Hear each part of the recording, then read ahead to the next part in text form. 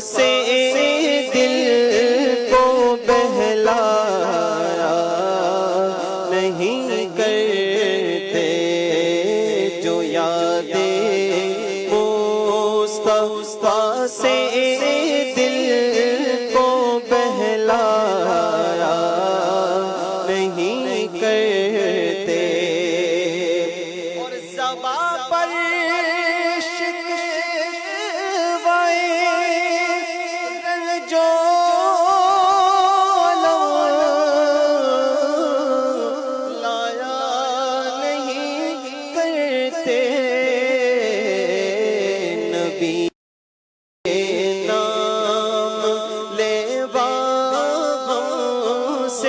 گھبرایا نہیں کرتے نبی کے نام لیوا سے گھبرایا نہیں کرتے جو یادیں مصطفیٰ سے دل کو بہلایا نہیں کرتے جو یادیں مصطفیٰ سے دل کو بہلایا نہیں کرتے اور محمد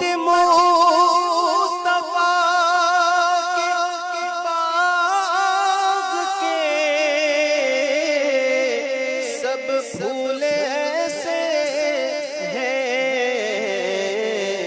جو بن پانی کے کر رہتے ہیں مرجھایا نہیں کرتے جو بن پانی کے کر رہتے ہیں مرجھایا نہیں کرتے جو یادیں مصطفیٰ سے دل کو بہلایا نہیں کرتے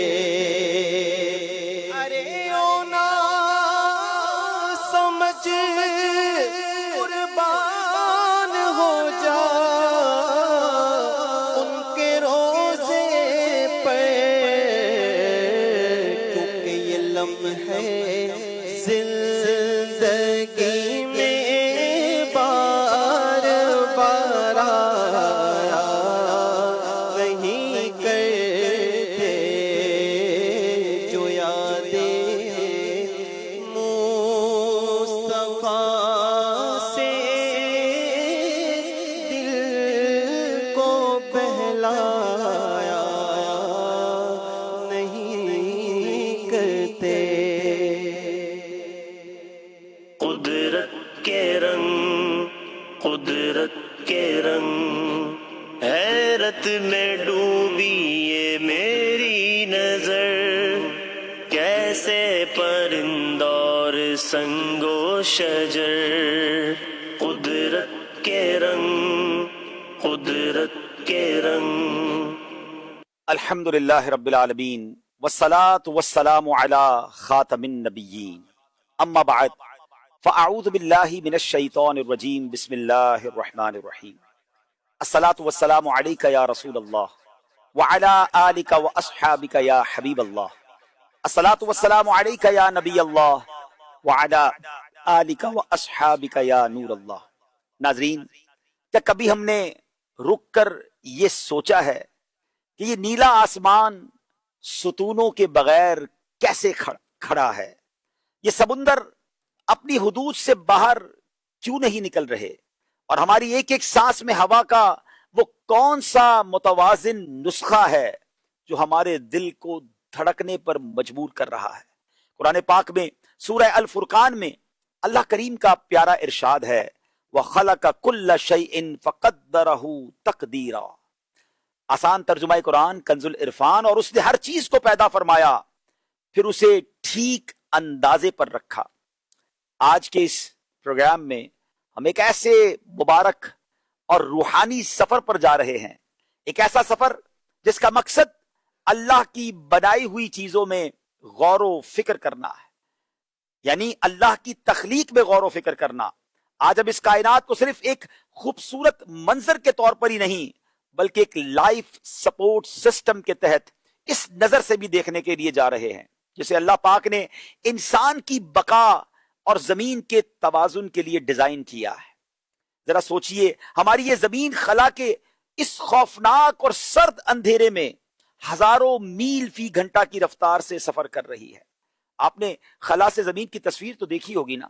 اس پوری خلا کے اندر زمین تو ایک ڈاٹ، ایک نقطے کی حیثیت رکھتی ہے، اور زمین کے باہر والی دنیا میں آکسیجن نہیں ہے اور بہت زیادہ بعض جگہ پر ٹھنڈ ہے، اور لیکن یہ زمین سفر بھی کر رہی ہے جہاں اس جگہ پر اس انوائرمنٹ میں جہاں نہ زندگی کا کوئی نام و نشان ہے، جہاں نہ آکسیجن ہے، لیکن ہم زمین کے اندر ہیں۔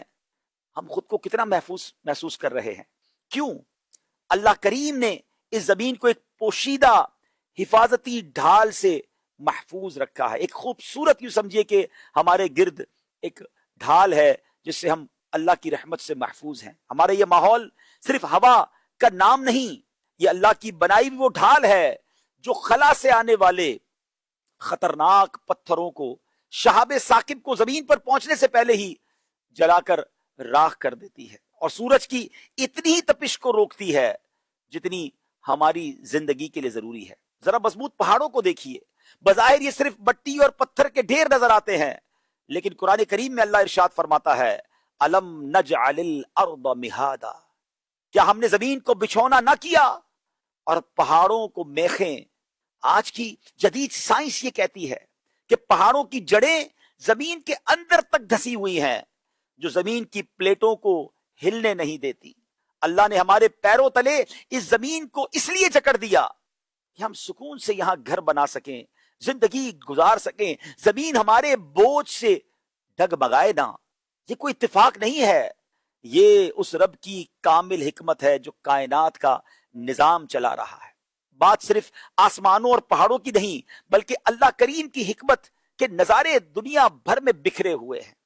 درخت کے ذرا چھوٹے سے پتے کو دیکھیے نا، وہ پتا ہر سیکنڈ میں خاموشی کے ساتھ ہم سب کے ساتھ ایک بھلائی کر رہا ہے۔ وہ ہمارے جسم سے نکلی ہوئی زہریلی کاربن ڈائی آکسائڈ کو جذب کر رہا ہے اور بدلے میں ہمیں وہ صاف آکسیجن دے رہا ہے جس سے ہم سانس لیتے ہیں۔ ہم درختوں کو وہ دیتے ہیں جو ان کی ضرورت ہے اور وہ ہمیں وہ دیتے ہیں جو ہماری زندگی کی ضمانت ہے۔ اس خاموش اور خوبصورت پارٹنرشپ، خوبصورت شراکت داری کو کس نے ڈیزائن کیا؟ یقیناً اللہ رب العالمین نے۔ پانی کے اس نظام واٹر سائیکل کو دیکھیے جو بادلوں سے برستا ہے، مردہ زمین کو زندہ کرتا ہے، ہمارے لیے اناج اگاتا ہے، ندی نالوں سے ہوتا ہوا دوبارہ سمندروں میں جاتا ہے اور صاف ہو کر پھر بادل بن جاتا ہے۔ واٹ اے بیوٹیفل سائیکل، ذرا سوچئے تو صحیح۔ وہی تو ہے جو نظام ہستی چلا رہا ہے، وہی تو ہے جو نظام ہستی چلا رہا ہے۔ میرا خدا ہے جو رات کو دن اور دن کو رات بنا رہا ہے، میرا خدا ہے۔ ناظرین، آج قدرت کے اس نظام پر غور کرنا ہے، اور یہ غور کرنا بھی اللہ کی شان اور قدرت کو سمجھنے کے لیے ہے، تو یہ بھی عبادت، یہ بھی ثواب ہے۔ اللہ کا شکر ادا کرتے ہوئے، الحمدللہ، سبحان اللہ کہتے ہوئے آج اس سیگمنٹ کو آخر تک دیکھیے گا۔ بات کرتے ہیں ناظرین اللہ کی ایک بڑی پیاری مخلوق جس کو ہم چڑیا کہتے ہیں۔ اللہ اکبر۔ قرآن مجید فرقان حمید میں اللہ کریم ان پرندوں کے بارے میں کیا ارشاد فرماتا ہے؟ سبحان اللہ۔ فرمایا اولم یروا الی الطیر فوقہم صافات ویقبضن ما یمسکہن الا الرحمن انہ بکل شیء بصیر۔ آسان ترجمہ قرآن کنز العرفان۔ اور کیا انہوں نے اپنے اوپر پرندے نہ دیکھے، پر پھیلاتے اور سمیٹتے، انہیں کوئی نہیں روکتا سوا رحمان کے، بے شک وہ سب کچھ دیکھتا ہے۔ چڑیا کتنا پیارا، کتنا خوبصورت سا پرندہ ہے۔ یہ چھوٹا سا پرندہ اپنے نرم پروں، میٹھی آوازوں اور صبح کی चहचहाट से इंसान को अल्लाह ताला की कुदरत याद दिलाता है।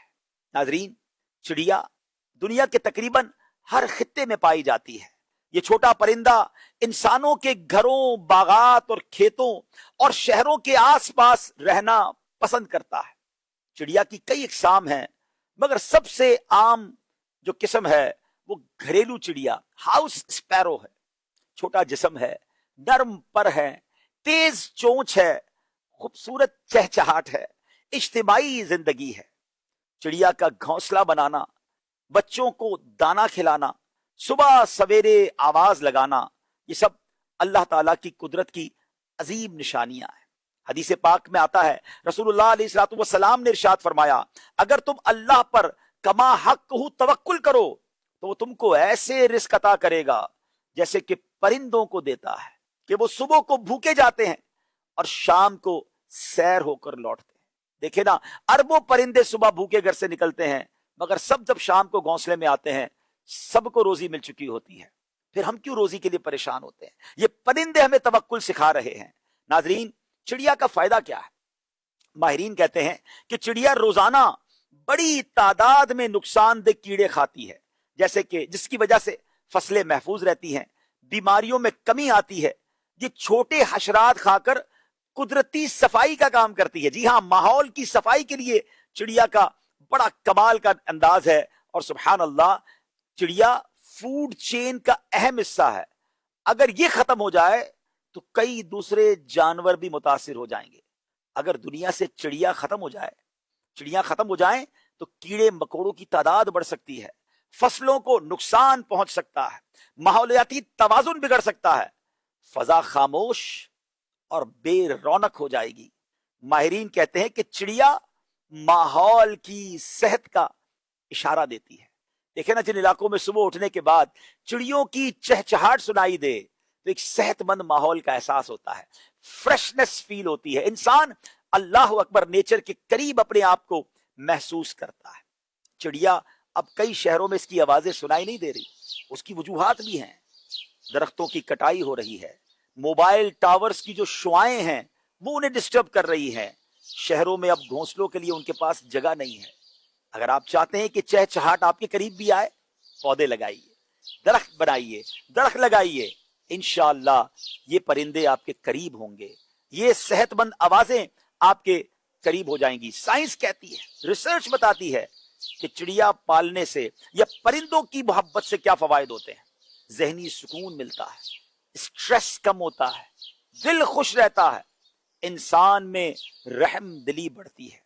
और मेरा और आपका मजहब भी रहम दिली, जानवरों के साथ भी रहम दिली का दर्स देता है। नबी पाक अलैहिस्सलाम का फरमान, रहम करने वालों पर अल्लाह ताला रहम करता है। तुम जमीन वालों पर रहम करो, आसमान वाला तुम पर रहम करेगा।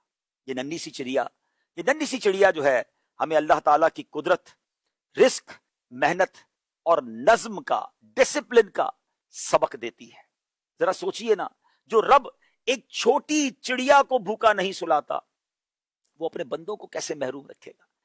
तवक्कुल कीजिए, चिड़िया से सीखना है। अब चलते हैं इस कायनात के लिए एक और अहम तरीन मखलूक, जी हां, micro architect of global agriculture. जी हां, लाइफ सपोर्ट सिस्टम का सबसे बड़ा शाहकार एक नन्ही सी मखलूक है।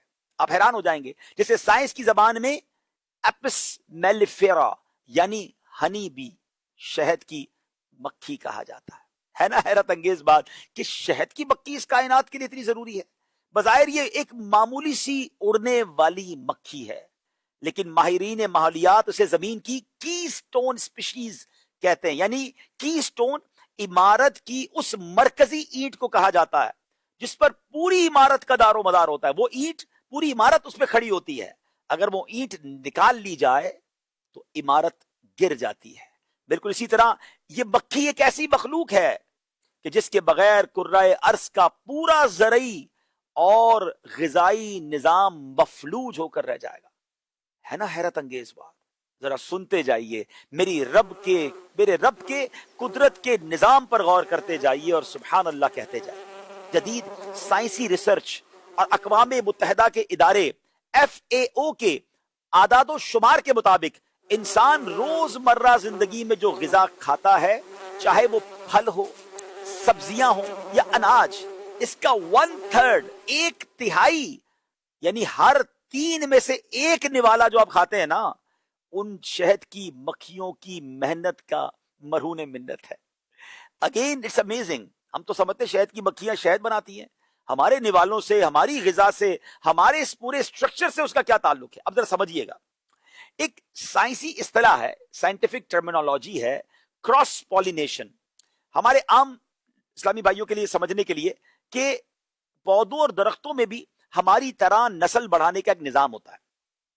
جب تک نر پودے کے باریک ذرات پولن مادہ پودے تک نہ پہنچے، تب تک نہ پھول کھلتا ہے، نہ پھل بنتا ہے، اور نہ نیا بیج پیدا ہوتا ہے. پودے خود چل کر ایک دوسرے کے پاس تو نہیں جا سکتے نا. تو اللہ رب العالمین نے ان کی نسل بڑھانے کے لیے، انہیں پھلدار بنانے کی ذمہ داری اس ننھی مکھی کو سونپی ہے.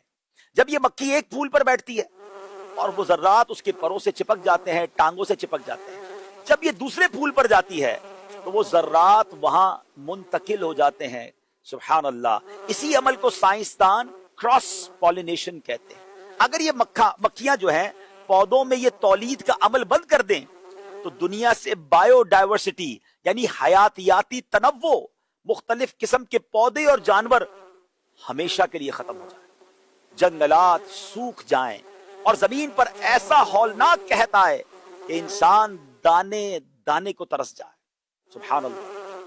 ان کا نظام زندگی اتنا سفسٹیکیٹڈ، حیرت انگیز حد تک پیچیدہ ہے اور منظم ہے کہ یہ ایک سسٹم کے تحت کام کرتی ہیں.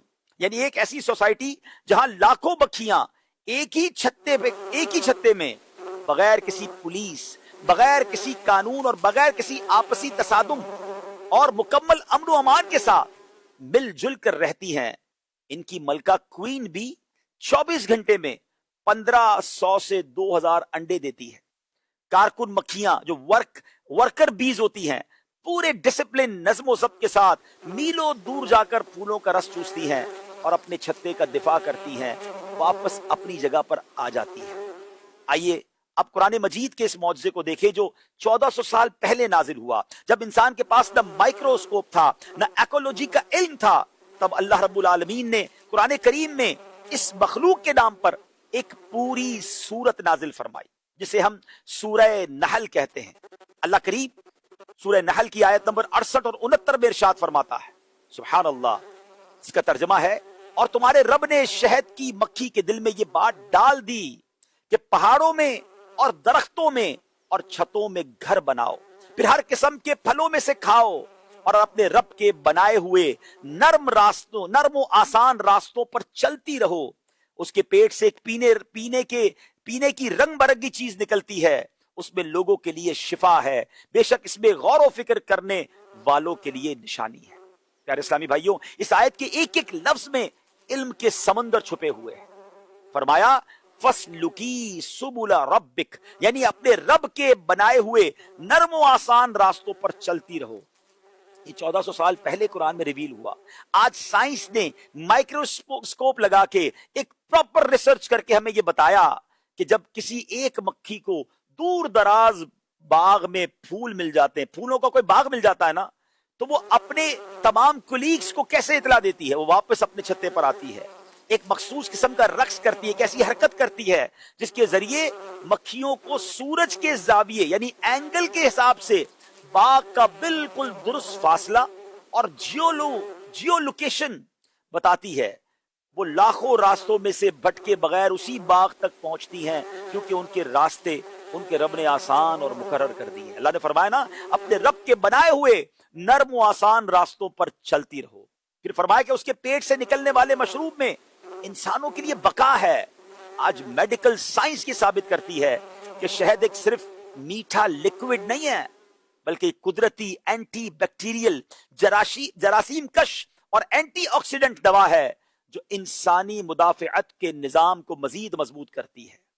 ذرا سوچئے، ایک ادنا سی مکھی کو انجینئرنگ، جیومیٹری، نیویگیشن اور کیمسٹری کا یہ سب علم کس نے دیا؟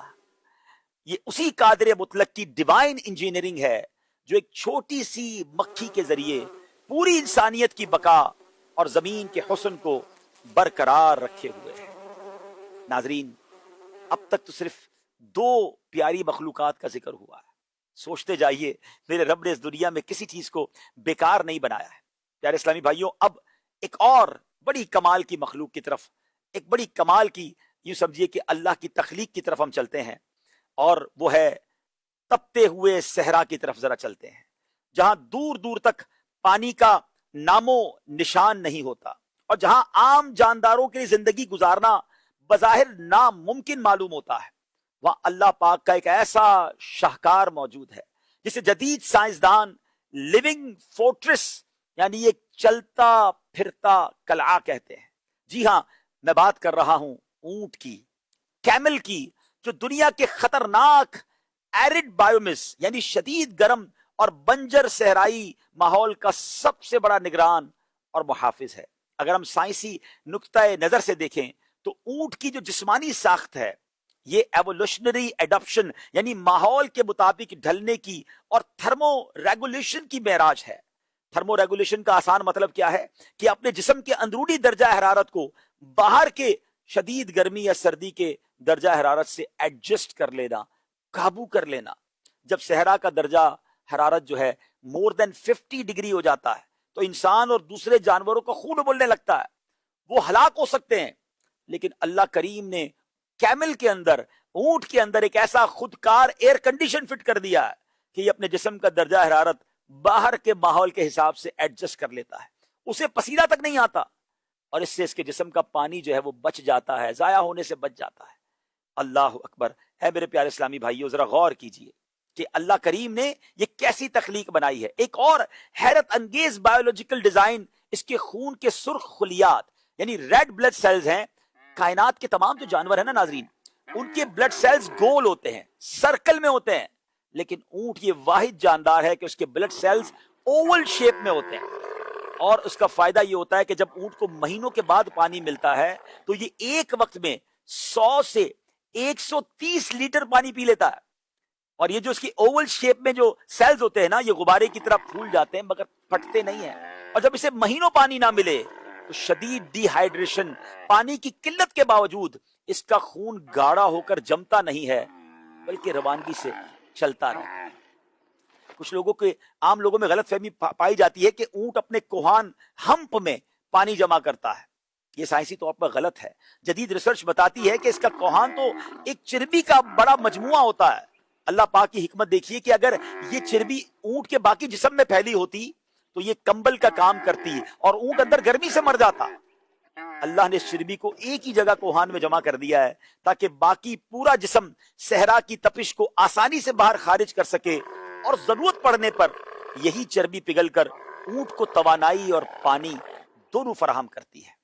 ماحول یعنی ایکو سسٹم کا یہ کتنا بڑا نگران ہے کہ صحرا میں اگنے والی وہ زہریلی اور کانٹے دار جھاڑیاں جس کے بارے میں کوئی جانور سوچ بھی نہیں سکتا، اس کو چھو بھی نہیں سکتا، مگر اونٹ کی زبان ایسی ہے، چمڑے جیسی زبان ہے، یہ سخت اور چمڑے جیسی زبان ان زہریلی جھاڑیوں کو بھی چبا لیتے ہیں، اور یہ صحرا کی جھاڑیوں کو ایک حد سے آگے بڑھنے نہیں دیتا۔ پیارے اسلامی بھائیوں، اللہ کریم نے عقل و شعور کو جھنجھوڑنے کے لیے اپنی توحید اور قدرت کی سائنسی دلیل کے طور پر اسی مخلوق کا قرآن میں ذکر کیا۔ اللہ نے فرمایا افلا ينظرون الى الابل كيف خلقت۔ سبحان اللہ، کیا فرمایا؟ تو کیا وہ اونٹ کو نہیں دیکھتے کہ کیسا بنایا گیا؟ اللہ نے یہ نہیں فرمایا کہ اونٹ کو دیکھو، بلکہ فرمایا کیف خلقت، یعنی اس کی بناوٹ، اس کی انجینئرنگ کو دیکھو۔ اس کے پاؤں کے نیچے ایسے قدرتی پیڈز ہیں، گدے ہیں جو ریت کے اندر اس کے پیر دھسنے نہیں دیتے۔ اس کی آنکھوں اور پلکوں پر ڈبل تہ ہے جو اسے صحرائی طوفان اور ریت کے صحرائی طوفان سے بچاتی ہے۔ اس کے نتنے جو ریت کے آتے ہی خودکار طریقے سے کلوز ہو جاتے ہیں، بند ہو جاتے ہیں۔ ایک ایسا جاندار جو کٹھن صحرائی ماحول کو انسان کے لیے مسخر کر دیتا ہے، کیا وہ کسی قادر مطلق کی ڈیوائن انجینئرنگ کے بغیر وجود میں آ سکتا ہے؟ یہ میرے رب کی رحمانیت ہے کہ اس نے صحرا کے اس قلعے کو انسان کی بقا کی سواری بنا دیا۔ اللہ اکبر۔ میرے پیارے اور محترم اسلامی بھائیوں، ذرا غور کیجئے، یہ اللہ کی کیسی شاندار تخلیق ہے۔ اب چلتے ہیں ایک اور رب کی شاندار تخلیق، the apex micro predator and bio control agent, spider. بات کرتے ہیں مکڑی کی۔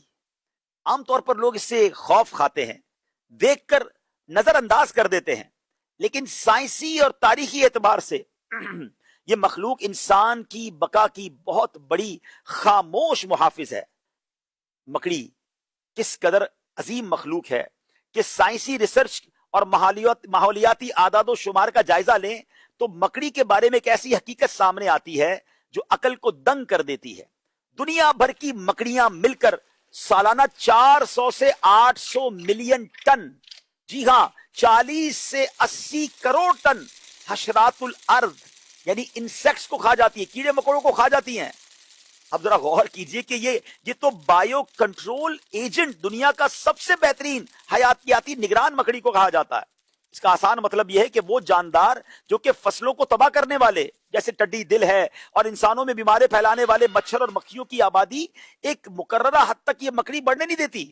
اگر دنیا سے صرف چند مہینوں کے لیے مکڑیاں غائب ہو جائیں تو کیا ہوگا؟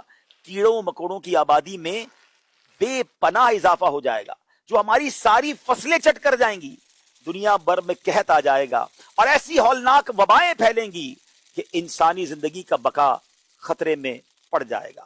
ناظرین، یہ جو مکڑی کا جالا جو ہے نا، یہ پتہ کتنا کمال کا ہے کہ جسے سائنس کی دنیا میں اسپائڈر سلک کہا جاتا ہے۔ یہ جالا کوئی معمولی سوت، معمولی دھاگا نہیں، بلکہ یہ مایا پروٹین سے بنا ہوا ایک بایولوجیکل معجزہ ہے۔ جدید فزکس کہتی ہے کہ اگر مکڑی کے جالے کے ریشے کو ایک پینسل جتنا موٹا کر دیا، یعنی جالے کو بنا کے اتنا موٹا کر دیں کہ ایک پینسل جتنا موٹا ہو جائے، تو یہ مضبوطی فولاد میں اسٹیل سے بھی زیادہ طاقتور ہوگا اور نائلون سے زیادہ لچکدار ہوگا، جو اڑتے ہوئے بوئنگ 747 ایروپلین کو بھی روکنے کی صلاحیت رکھتا ہے۔ آپ سوچ رہے کہ کس قدر اس کے اس چھوٹے سے تار میں طاقت ہے۔ اگر اس کو ملٹیپلائی کر کے ایک موٹا رسی بنا دی جائے تو اس کے اندر اتنی لچک اور اتنی طاقت ہے۔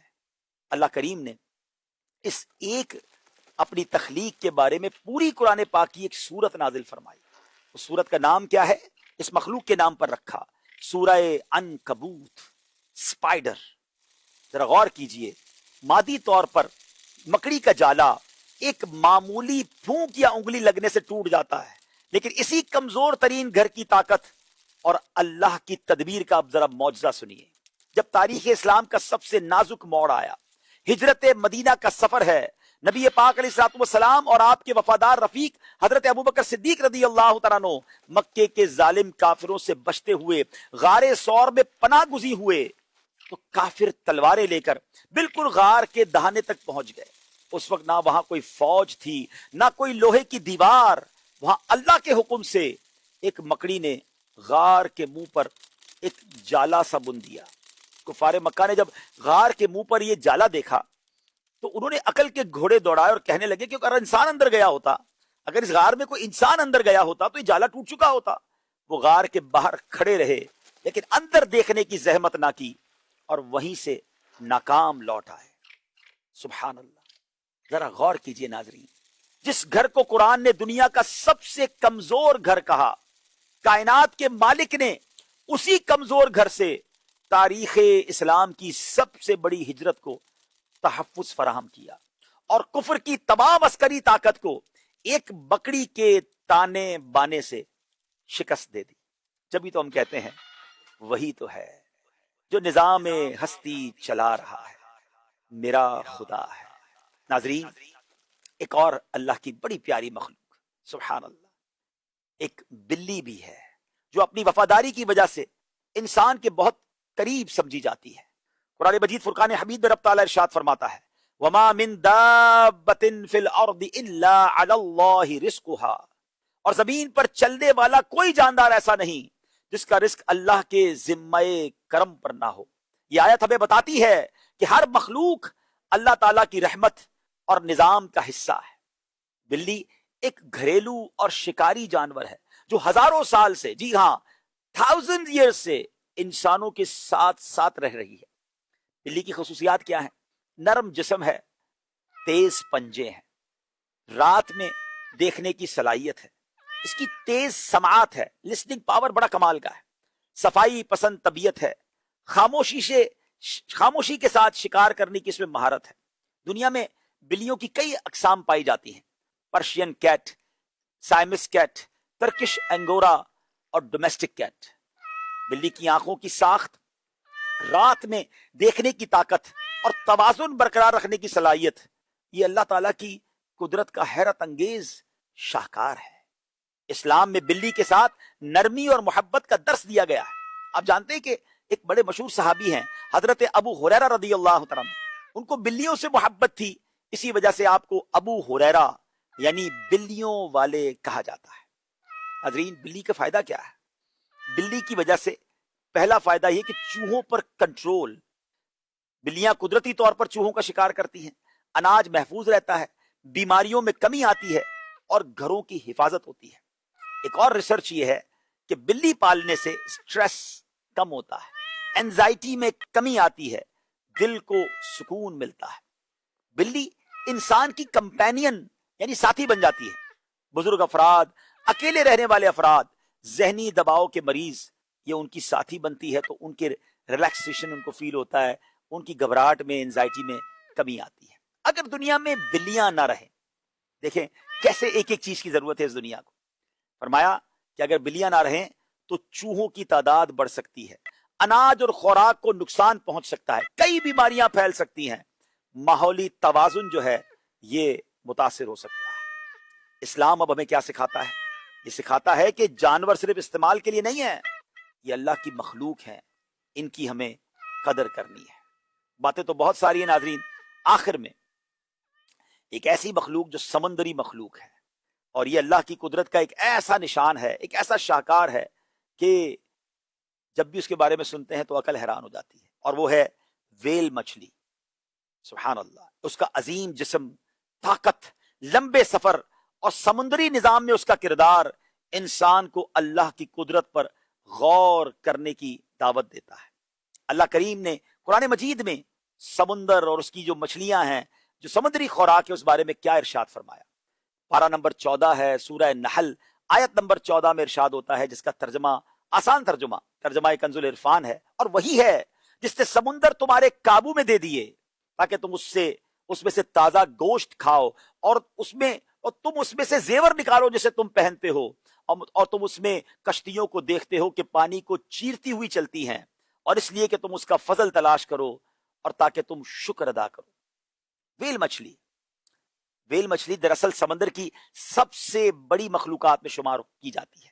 سائنسی طور پر یہ مچھلی نہیں بلکہ سمندری دودھ پلانے والا جانور ہے، میرین میمل ہے۔ یہ ہوا میں سانس لیتی ہے، بچوں کو دودھ پلاتی ہے اور سمندر کی سطح پر آ کر سانس لیتی ہے۔ ویل کی کئی اقسام ہیں جس میں بلو ویل سب سے بڑی ہے، اس کی لمبائی 30 میٹر، تقریباً 30 میٹر اور 150 ٹن سے بھی زیادہ اس کا وزن ہو سکتا ہے۔ 150 ٹن یعنی 1000 کلو کا 1 ٹن ہوتا ہے، تو یہ تقریباً 1.5 لاکھ کلو وزن ہو گیا، یعنی پورا ایک بحری جہاز کا شاید جتنا وزن ہوتا ہے، اتنی وزنی ویل مچھلی بھی ہو سکتی ہے۔ ناظرین، یہ ہزاروں کلومیٹر کا سفر کرتی ہیں، اور بعض اقسام دنیا کی طویل ترین ہجرت کرنے والی مخلوقات میں شامل ہیں۔ سائنس کے مطابق ویل مچھلی صرف ایک سمندری جانور ہی نہیں بلکہ سمندر کے پورے ماحولیاتی نظام، ایکو سسٹم کا ایک اہم حصہ ہے۔ ویل کا فائدہ کیا ہے؟ ویل سمندر میں غذائی اجزاء یعنی نیوٹرینٹس پھیلانے میں مدد دیتی ہے۔ اس کی حرکت اور اس کا جو فضلہ ہے سمندر کی سطح پر ایسی غذائیت پہنچاتا ہے جس سے ننھے سمندری پودے جو ہیں وہ بڑھتے ہیں۔ یہ پودے آکسیجن پیدا کرتے ہیں اور سمندر کے غذائی سلسلے کی بنیاد بنتے ہیں۔ ناظرین، ویل بعض مخلوقات کی آبادی کو متوازن رکھتی ہے اور سمندری حیات میں قدرتی نظام اور قدرتی نظم قائم کرنے میں مدد دیتی ہے۔ اگر ویل مچھلی نہ ہو تو پھر کیا ہوگا؟ اگر دنیا سے ویل مچھلی ختم ہو جائے، سمندری غذائی نظام متاثر ہو سکتا ہے، آکسیجن پیدا کرنے والے سمندری پودوں میں کمی آ سکتی ہے، کاربن جذب کرنے کی قدرتی صلاحیت کم ہو سکتی ہے، موسمیاتی تبدیلی کے مسائل بڑھ سکتے ہیں، کئی سمندری اسپیشیز جو ہیں، انواع جو ہیں وہ متاثر ہو سکتی ہیں. یعنی ویل کا خاتمہ صرف ایک جانور کا خاتمہ نہیں بلکہ سمندری ماحول کے توازن کے لیے خطرہ ہو. دنیا میں ویل مچھلیاں ہیں کتنی؟ اس پر بھی ایک ریسرچ ہوئی ہے کہ ہمپ پیک ویل کی عالمی تعداد 80,000 سے 1,35,000 80,000 سے 1,35,000 کے درمیان سمجھی جاتی ہے. کئی علاقوں میں اس کی تعداد اب بڑھتی جا رہی ہے. بلو ویل جو سب سے نایاب قسم ہے اس کی تعداد تقریباً 10,000 سے 25,000 کے قریب بتائی جاتی ہے. بہرحال ناظرین، بہت ساری چیزیں میرے اور آپ کے آگے پیچھے ہیں مگر ہر چیز کا کوئی مقصد ہے. اور سچی بات یہ ہے، یہ ساری دنیا، یہ سب کچھ رب نے پتہ ہے کس لیے بنایا ہے؟ یہ انسان کے لیے بنایا ہے. جی ہاں، ہمیں اشرف المخلوقات بنایا. یہ پرندے، یہ جانور، یہ چرند، یہ سمندر، یہ آسمان، یہ سب دیکھے نا، بنی نوع انسانی کی تو خدمت ہو رہی ہے. ان کے ذریعے اناج مل رہا ہے، بارش ہو رہی ہے تو پودے کھل رہے ہیں، سمندر ہمیں خوراک فراہم کر رہا ہے، ہمارے لیے خوبصورت ماحول بن رہا ہے، ہماری سٹریس لیول کو کم یہ پرندے کر رہے ہیں، جو چیزیں ہماری ضرورت کی نہیں پرندے سے صاف کر رہے ہیں. یہ سب کس لیے ہو رہا ہے؟ یہ سب آپ کے لیے ہو رہا ہے، انسان کے لیے ہو رہا ہے. اللہ نے سب کچھ انسان کے لیے بنایا، پھر انسان کس لیے بنایا؟ سبحان اللہ. بہت خوبصورت ایک سیئنگ ہے، ورڈنگز ہے کہ اے انسان، رب نے سب کچھ تیرے لیے بنایا اور تجھے اپنے لیے بنایا. اور یہی بات رب عز و جل نے قرآن میں ارشاد فرمائی، وما خلقت الجن والانس الا لیعبدون. یعنی ہم نے نہیں پیدا کیا انسان اور جنات کو مگر اپنی عبادت کے لیے. دنیا کی ہر چیز تو اپنا مقصد پورا کر رہی ہے، کیا میں اور آپ اپنا مقصد پورا کر رہے ہیں؟ جس لیے بنایا وہ مقصد ہم پورا کر رہے ہیں؟ غور کیجئے، شکر ادا کیجئے، ان نعمتوں کی قدر کیجئے.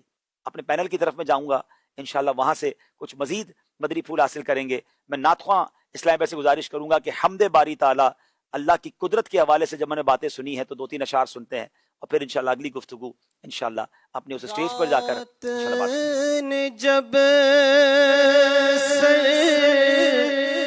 اپنا چھپایا چڑیوں نے یہ ذکر سنایا. رات نے جب سر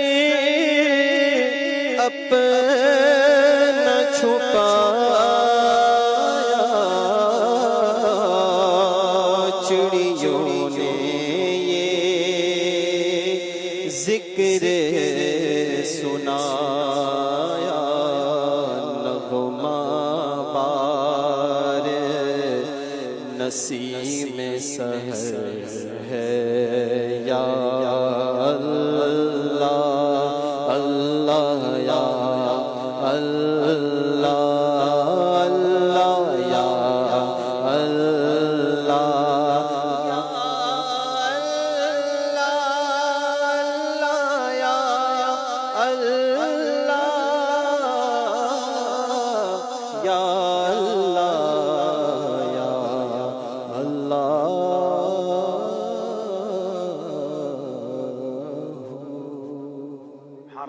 سبحان اللہ. کیا کہے گے اسد بھائی، اتنی باتیں ہیں، اتنی چیزیں ہیں. کمال ہے. اور جب آپ بیان کر رہے تھے تو تصور میں جب ہم جانتے ہیں، دیکھتے ہیں تو واقعی وہی تو ہے جو نظام ہستی چلا رہا ہے. سبحان اللہ. کوئی تو ہے جو نظام ہستی چلا رہا ہے. کچھ بھی کہیں، یہ سب کچھ جس کا ڈیزائن کیا ہوا ہے، جس کا تخلیق کیا ہوا ہے تو وہ اللہ کی ذات ہے. اور یہ سب نشانیاں اس لیے ہیں کہ ہم اس میں غور و فکر کریں. اور ماشاءاللہ آپ نے بڑی ڈیٹیل سے بڑے خوبصورت انداز پر تحقیقی طور پر یہ بیان فرمایا. اور اس کا ایک اور پہلو یہ بھی ہے، ہم جو تصوف کو جن لوگوں نے کم پڑھا ہے یا جزوی طور پر پڑھا ہے، وہ یہ سمجھتے ہیں کہ تصوف صرف اخلاص، ریاکاری، حسد اور ان ٹاپکس پر جو کیا گیا کلام ہے اسی کا نام ہے، جبکہ ایسا نہیں. یہ بھی اس کا حصہ ہے، لیکن ہو سکتا ہے ناظرین میں سے ایک تعداد ہو جن کے لیے نئی بات ہو کہ تصوف کی فی زمانہ جو مشہور ترین کتاب ہے اور ہمارے ماحول میں بھی جس کی بہت زیادہ ترغیب دی جاتی ہے، جس کے بارے میں امیر اہل سنت فرماتے ہیں کہ یہ کتاب انسان کو انسان بناتی ہے، امام غزالی کی کیمیا سعادت. اس میں بقیہ جو معروف تصوف ہے وہ سب بعد میں ہے. سب سے جو پہلا چیپٹر ہے وہ ذات باری تعالیٰ کی پہچان کا ہے، اور اس کے اندر ایک مقولہ ہے کہ من عرف نفسہ فقد عرف ربہ، اور قرآن نے کہا وفی انفسکم۔ میں سب ناظرین کو کہوں گا، اب تو ٹائم اختتام کو ہے، کہ کیمیائے سعادت کا جو پہلا چیپٹر ہے یہ تقریباً 20-25 صفحات ہیں، صحیح، اس کو پڑھ لیں، اور جو پڑھ چکے ہیں وہ ایک دفعہ دوبارہ پڑھیں۔ اور غور کرنے کی بات یہ ہے کہ جب شہد کی مکھی میں اتنا کمال ہے، جب ایک مچھلی میں اتنا کمال ہے، جب چڑیا میں اتنا کمال ہے، تو یہ سب کچھ جس انسان کے لیے ہے اور جس کے لیے رب عز و جل نے ارشاد فرمایا وَإِذْ قَالَ رَبُّكَ لِلْمَلَائِكَةِ إِنِّي جَاعِلٌ فِي الْأَرْضِ خلیفہ، اللہ کی صفات کا جو مظہر ہے وہ انسان ہے، اس انسان میں کیا کمال ہوگا۔ تو ہم نے تو یہ نہیں پڑھا، یعنی آپ نے جو آج بیان کیا ہزاروں کے لیے یہ سب باتیں نہیں ہوں گی، اور یہ اس 100% کا شاید 0.0001% بھی نہیں ہے جو بیان ہوا۔ اگر اس میں ہم غور کریں تو پھر ہم اللہ کی ذات پر اور کیا دلیل چاہیے، اور انسان کی عقل جو ہے وہ کیا تلاش کرے گی، اور یہ سب کچھ دیکھنے کے بعد رب کی محبت، اس کی معرفت اور یہ سب کچھ۔ اچھا، تصوف میں امام غزالی نے کلام فرمایا اور بزرگوں نے کلام فرمایا، تو مزے کی بات یہ ہے عبادت سے شروع ہوئے، فرض، واجب، مستحب، سنت، ان سب کو کرنا، یہ کرنا ہے، اس کو نہیں کرنا، یہ معروف ہے، یہ منکر ہے، سب کرنے کے بعد سارے تصوف کی جو انتہا ہے وہ کیا ہے؟ وہ اللہ کی معرفت ہے۔ یہ عبادت، یہ بندگی، یہ سب کچھ کیوں ہے؟ بلکہ انبیاء کرام میں جو مراتب کا درجہ ہے، تلک رسول فضلنا بعضهم علی بعض، کہ انبیاء میں بعض کو بعض پر فضیلت ہے، اس کے تفسیر میں یہ بیان کیا کہ جو نبی زیادہ فضیلت والا ہے اس کی ایک وجہ یہ ہے کہ وہ رب کی زیادہ معرفت والا ہے، اور امام الانبیاء تمام انبیاء میں سب سے زیادہ اپنے رب کی معرفت رکھنے والے ہیں۔ تو انسانوں میں بھی جو انسان اپنے رب کی جتنی زیادہ معرفت رکھنے والا ہے وہی سب سے باحوصلہ، بلند ہے، اور اس کی قربت جو اللہ کی بارگاہ میں زیادہ ہے۔ تو یہ سارا موضوع بڑا طویل ہے، لیکن ہمیں اپنے دھندوں سے، اپنی روزمرہ کی مصروفیات سے کب یہ فرصت ہے کہ ہم ان ٹاپکس کو بھی پڑھیں۔ اچھا، جو پڑھتے ہیں اس میں ایک بدقسمتی یہ ہے کہ وہ پڑھ کے کہیں اور نکل جاتے ہیں۔ بھائی سائنس کو پڑھیں تو واللہ سائنس پڑھ کے آپ رب کے قریب ہو سکتے ہیں، جبکہ اس کو پڑھنے کا آپ کا نظریہ ٹھیک ہو، آپ کی بنیاد ٹھیک ہو، ایمان کی آنکھ ہو، عشق رسول ہو، علم دین کی ساتھ میں تڑکا لگا ہوا ہو، اس کی بنیاد ہو، تو سائنس ہی جتنا آپ نے بیان فرمایا سب سائنس ہے۔ تو سائنس سے بڑھ کر اور کیا چیز آپ کو رب کے قریب کرے گی؟ کیونکہ دنیا کی ساری سائنس، پوری دنیا کی کوئی بھی آپ کیمسٹری لے لیں، بایولوجی لے لیں، یہ جو اب ارضیات ہے، جغرافیہ ہے، جو بھی ساری چیزیں ہیں، ان سب کا اینڈ کیا ہے؟ سائنس کا دعویٰ یہ ہے اب practical knowledge of any thing is called science, تجرباتی علم ہے، کہ وہ کوئی تجربہ کرتے ہیں اور اس کے بعد کسی نتیجے پہ پہنچتے ہیں، بھئی یہ تجربہ کیا اس نتیجے پر پہنچے۔ ان سب تجربات کے پیچھے کوئی بھی سائنسدان یہ دعویٰ نہیں کرتا کہ میں نے جو کر لیا that is the and of the world. وہ آخر میں لکھتا ہے کہ یہ وہ تھا جو میرے تجربے سے گزرا، ہو سکتا ہے میرے بعد آنے والا کوئی نئی تحقیق کرے، اور تحقیقات تبدیل ہوتی ہیں۔ لیکن کمال ہے، دنیا کی واحد کتاب ہے جو کہتی ہے الف لام میم ذالک الکتاب لا ریب فیہ، یعنی یہ وہ دنیا کی واحد کتاب ہے جو دعویٰ کرتی ہے اور اپنے دعوے میں سچی ہے کہ اس میں کوئی شک ہی نہیں ہے۔ تو ساری سائنس پڑھ کر آپ جس نتیجے پہ پہنچیں گے، اگر ایمان کی نظر سے، اعتقاد کی نظر سے پڑھیں گے، آپ اپنے رب کے زیادہ قریب ہوں گے۔ تو آج کے دن جانوروں کا، پرندوں کا ایک اور نظریہ لے کر جائیں، ایک اور جو زاویہ نظر ہے وہ لے کے جائیں، ڈائیورسٹی لے کے جائیں، اور آج کے بعد جب بھی کچھ پڑھیں تو یہ نظریہ ہو کہ یہ سب میرے رب کی قدرت سے۔ کیا بات ہے، اسلام کی طرف بلانے کا۔ وہ لوگ جو بدقسمتی سے اللہ کی ایگزسٹنس پر، یعنی ماد اللہ ہے کہ نہیں، اس پر ڈیبیٹ کر رہے ہوتے ہیں، اپنے ایمان کا جو ہے وہ ایمان کو کھو رہے ہوتے ہیں، ان سب کو بھی دعوت دیتے ہیں کہ ذرا دیکھیں نا یہ کائنات جس نے بنائی ہے اور ایک ایک چیز کا جو نظام ہے۔ جو ابھی گفتگو میں ایک بات سامنے آئی، میں خود بھی غور کر رہا تھا تھوڑے، میں جب کینیڈا میں تھا تو میں ناسا کا سینٹر تھا، میں وہاں وزٹ کرنے گیا۔ مجھے ان چیزوں سے تھوڑا سا کافی شغف ہے کہ یہ جو آسٹرولوجی ہے اور خلائی جو تمام معاملات ہیں، اسی لیے آپ 16ویں منزل پہ رہتے ہیں۔ ہمیں آسمان کے قریب ہے. آسمان کے قریب 17ویں منزل پہ رہتا ہوں. تو میں وہاں گیا تو بہت کچھ علم اضافہ، میں نے اس پہ ایک ویڈیو بنائی ہے، انشااءاللہ عنقریب اس کو بھی ریلیز کریں گے کہ کس طرح یہ پلینٹس ایک دوسرے سے دور ہیں. لیکن جو ابھی گفتگو کے دوران جو مجھے ماشاءاللہ اسکرپٹ ملا تھا کہ ذرا غور کریں کہ جب بھی ہم دیکھتے ہیں چاند پر کوئی جا رہا ہے یا مریخ پر جا رہے ہیں، جہاں بھی جا رہے ہیں یا ایون خلا میں جا رہے ہیں، تو وہ ایک سوٹ پہن کے جاتے ہیں جس میں آکسیجن ہوتی ہے. یعنی اس کا مطلب زمین سے باہر نکلنے کے بعد آکسیجن نہیں ہوتی. آپ نے سب نے جہاز میں سفر کیا ہوگا، آپ نے دیکھا ہوگا کہ 30-40,000 کے بعد باہر ٹیمپریچر لکھا ہوتا ہے -55 ڈگری ٹیمپریچر. ٹھیک ہے، 55 ڈگری 70 ڈگری مائنس ہوتا ہے. اس کا مطلب جی تو بندہ وہاں زندہ نہیں رہ سکتا نا، اتنا اوپر جا کے ٹھنڈ اتنی ہے. آکسیجن اوپر نہیں ہے، ہمیں جہاز کے اندر کی آکسیجن پرووائڈ کی جاتی ہے. اور یہ کہا جاتا ہے جب اگر آکسیجن میں کمی ہوئی تو آپ کو ماسک دے دیا جائے گا. اٹ مینس اب انوائرمنٹ میں آکسیجن نہیں ہے، آپ اوپر گئے آکسیجن ختم. اور جب ہم اس پوری کائنات میں زمین کو دیکھتے ہیں تو ایک چھوٹا سا نقطہ ہے جو موو کر رہا ہے یا زمین کے گر چلیں جو بھی موومنٹ ہو رہی ہے. اس موومنٹ کے دوران ایسی کون سی ڈھال ہے جو اس ہماری آکسیجن کو باہر نہیں نکلنے دے رہی اور باہر کی چیزوں کو اندر نہیں آنے دے رہی؟ یعنی باہر بہت سردی ہے، وہ یہاں نہیں آ رہی تاکہ ہم ایزی رہیں، اور پھر ہماری جو آکسیجن اور ہماری جو چیزیں وہ باہر نہیں جا رہی. باہر کی چیزیں ہم سے ٹکرا نہیں رہی. یعنی ایک سیارہ اللہ نہ کرے ٹکرا جائے تو دنیا تو ختم ہو جانا ہے، ہم سے بڑے بڑے سیارے ہیں. لیکن سب چیزیں اپنے ایک پیرائے میں اپنے ایک ربط کے ساتھ ایک ڈسپلن کے ساتھ چل رہی ہیں، اور اس زمین پہ بسنے والے سبحان اللہ زندگی گزار رہے ہیں. یہی اگر سائنس کو پڑھنے والے غور کریں تو کون ہے جس نے نظام بنایا؟ اللہ اکبر. 1.5 کروڑ یعنی 15 ملین سینٹی گریڈ سورج کی تپش ہے. ٹھیک ہے، اور کچھ سیارے وہ ہیں اسد بھائی، میں نے اس ناسا کے سینٹر میں وزٹ کیا کہ جو 250-300 ڈگری جن پہ گرمی ہے اس وقت. یعنی کچھ سیاروں پر -200 ہے اور کچھ سیاروں پر +200 ہے. آپ کو یہ پتا ہے کہ ہماری زمین کا ایوریج پورے سال کا سینٹی گریڈ کیا ہے؟ +50. 15 ڈگری ٹیمپریچر ہے پوری دنیا کی زمین کا، ایک ایوریج اگر نکالا جائے، کیونکہ کہیں ٹھنڈ ہوتی ہے کہیں برف ہے، لیکن یہ وہ ٹیمپریچر ہے جو ہماری باڈی قبول کر سکتی ہے، بیلنسڈ ہے. ہم 15 ڈگری کے ایوریج پلینٹ پہ رہ رہے ہیں، اور دنیا میں ایسے پلینٹ ہیں جو -200 ڈگری بھی ہیں اور ایسے پلینٹ بھی ہیں جو +200 بھی ہیں، جہاں نہ وہاں زندگی ممکن ہے نہ وہاں زندگی ممکن ہے. اللہ نے اس زمین کو ایسے بنایا کیونکہ یہ اشرف المخلوقات یہاں رہتی ہے، یا نبی پاک جلوہ فرمائے یہاں اللہ کا گھر ہے. تو سبحان اللہ، بالکل غور کرتے جائیں تو اللہ کی محبت اور بڑھتی ہے، اللہ کی قدرت میں اور بندہ غور کرے اور ایمان مضبوط کرتا جائے. لاسٹ ورڈنگز ہمیں کرنے ہیں انشاءاللہ.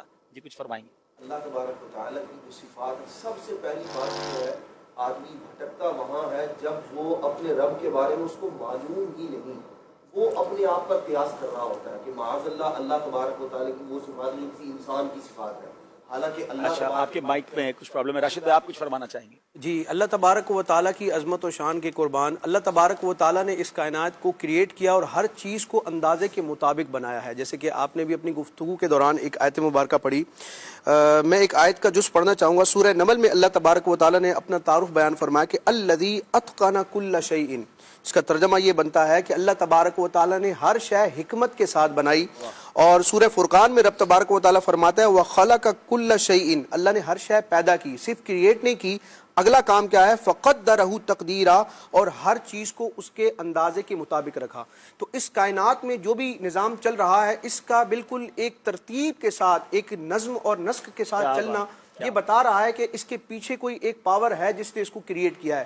کیونکہ ہم دنیاوی تجربات اور مشاہدات میں بھی دیکھتے ہیں کہ جو چیزیں حادثاتی طور پر ہوتی ہیں ان میں نظم نہیں ہوتا، بگاڑ ہوتا ہے. حادثے کی صورت میں جو چیز ہوگی وہ اس میں بیوٹی نہیں ہوگی، وہ میننگ فل نہیں ہوگی. اچھا بلکہ اگر راشد بھائی ایک تو حادثاتی کہا تو یہ جاتا نا کہ خود بخود بن گئی دنیا، معاذ اللہ. میں کہتا ہوں اگر کسی نے انسان نے بھی بنائی ہو نا، دنیا کی بڑی سے بڑی کسی نے بنائی ہو تو اس کی بھی ایک لمٹ ہے. وہ ایک جگہ پر آ کر ایکسپائر ہو جائے گی، اس کے اندر خامی آ جائے گی، اس کے اندر پلان بی بنانا پڑے گا. مگر یہ ہزاروں سال سے لاکھوں سال سے دنیا چل رہی ہے اور کائنات چل رہی ہے اور چل ہی رہی ہے. قرآن مجید میں اس چیز کو جا بجا ذکر کیا گیا کہ یہ جو زمین و آسمان ہے اور سورج کا اور چاند کا پورا ایک سلسلہ ہے، پھر دن رات کا آنا، موسم کا آنا، تو یہ نظام کا اس ترتیب کے ساتھ چلنا بتا رہا ہے کہ اس کے پیچھے کوئی اور ہے. اچھا، سائنس کو جب بیان کیا جاتا ہے تو بعض لوگوں کی یہ سوچ ہوتی ہے یا وہ یہ سوچ دینے کی کوشش کرتے ہیں کہ اسلام اور سائنس ایک دوسرے کے اگینسٹ ہیں، ان میں کوئی کنٹرڈکشن ہے. حالانکہ ایسا نہیں ہے. مسئلہ یہ ہے کہ ہماری سوچ کا زاویہ درست نہیں ہوتا. ہم سائنس کی باتوں کو پڑھتے تو ہیں لیکن کس نظریے سے پڑھنا ہے؟ تو نبی کریم علیہ الصلوۃ والسلام نے صدیوں پہلے اس چیز کو بیان فرمایا کہ تم نے فکر کرنا ہے، غور کرنا ہے تو کہاں کرنا ہے؟ اسلام، قرآن اور نبی کریم علیہ الصلوۃ والسلام کی تعلیمات غور و فکر کرنے سے، سوال کرنے سے روکتے نہیں ہیں، لیکن سوال کرنا کہاں ہے، کس کے بارے میں کرنا ہے، اور سوچنا کہاں ہے، آپ کا دائرہ اختیار اور دائرہ خیال کیا ہونا چاہیے۔ تو نبی کریم علیہ الصلوۃ والسلام کا یہ واضح فرمان ہے کہ تفکروا فی خلق اللہ، اللہ کی مخلوق میں، اللہ کی کریشن میں، اللہ تعالیٰ کی بنائی ہوئی چیزوں میں غور و فکر کرو، ولا تفکروا فی اللہ، اللہ کی ذات میں غور و فکر نہ کرنا، فتہلکوا کہ ہلاک ہو جاؤ گے۔ ہم دیکھتے ہیں کہ سائنس کو پڑھنے کے بعد جو لوگ اپنی محدود عقل اور محدود علم کے ذریعے اللہ تبارک و تعالیٰ کی ذات کو جج کرنے کی کوشش کرتے ہیں، اللہ کی ذات، اس کی صفات لامحدود ہے، انسان کے وہم و گمان سے بھی ماوراء ہے، تو ہمیں اللہ تبارک و تعالیٰ کی مخلوقات میں غور و فکر کر کے اس تک پہنچنا ہے۔ اور جب سائنس کوئی دعویٰ کرتی ہے تو آپ دیکھیں کہ اب سائنس نے جو کچھ پروف کیا ہے، اس یونیورس میں جو کچھ بھی ہو رہا ہے، بہت ساری چیزیں ریویل ہوئی ہیں، تو آج سے 100-200 سال پہلے ان سائنسدانوں کو بھی ان چیزوں کا نہیں پتا تھا۔ تو کسی چیز کا ہمیں اس وقت علم نہیں ہے تو اس کا مطلب یہ نہیں کہ وہ چیز میننگ لیس ہے، اس کا کوئی مطلب نہیں ہے، 100 سال بعد اس کو ریویل کیا جائے گا۔ قرآن مجید میں اسی چیز کو بیان کیا گیا کہ وما اوتیتم من العلم الا قلیلا، اے بندو تمہیں جو علم دیا گیا ہے نا بہت تھوڑا ہے۔ کیا بات ہے، بہت خوبصورت بات ہوئی کہ ہمیں سائنس کو اگر پڑھنا بھی ہے تو اللہ کی مخلوق پر غور کر کے اللہ کی قدرت کو سمجھنا ہے، نہ کہ اللہ کی ذات کے لیے جو ہے وہ وسوسے دل میں پالنے ہیں۔ بہرحال ناظرین، امیزنگ، امید ہے معلومات آپ کو ملی ہوں گی، سلسلہ امید ہے آپ نے دیکھا، اپنا فیڈ بیک بھی دیجیے گا۔ اب آج اس پروگرام کے بعد بھی بہت خوبصورت پروگرام کنٹینیو آنے ہیں۔ انگلش مدنی چینل پر بھی ماشاءاللہ مدنی چینل کے پروگرامز ہوں گے، بنگلہ مدنی چینل پر بنگلہ زبان میں پروگرامز چل رہے ہوں گے، سب جگہ ہی ٹرانسمیشن جاری ہے۔ آج رات کو نگران شورا خوبصورت سلسلہ لا رہے ہیں، کل دوپہر 3 بجے آپ سے ملاقات ہوگی، اور کل کا سلسلہ یوں بڑا اہم ہے کہ فراڈ اور اسکیم کے حوالے سے ہمیں رہنمائی دی جائے گی۔ بعض اوقات لوگ لٹ جاتے ہیں، برباد ہو جاتے ہیں، پریشان ہو جاتے ہیں، تو کل کا سلسلہ بھی آپ نے دیکھنا ہے، کل آپ سے ملاقات ہوگی۔ کل رات ایک اور پروگرام ہو رہا ہے عشاء کے بعد انشاءاللہ، ہمارے ہفتہ وار اجتماع کے بعد رات 10 بجے ذاتی تجربات، جس میں نگران شورا کے ساتھ مفتی قاسم صاحب کے ساتھ پھر میری حاضری ہوگی۔ تو عید بنانی ہے مدنی چینل کے ساتھ، ہمیں اجازت دیجیے۔ صلو علی الحبیب صلی اللہ تعالی علی محمد صلی اللہ علیہ وسلم۔ بانٹے خوشیاں رشتے جوڑے، رنجشیں قربان کرے، قربانیوں کے پیغام کو اس طرح چلو اعلان کرے، عید منائے کس طرح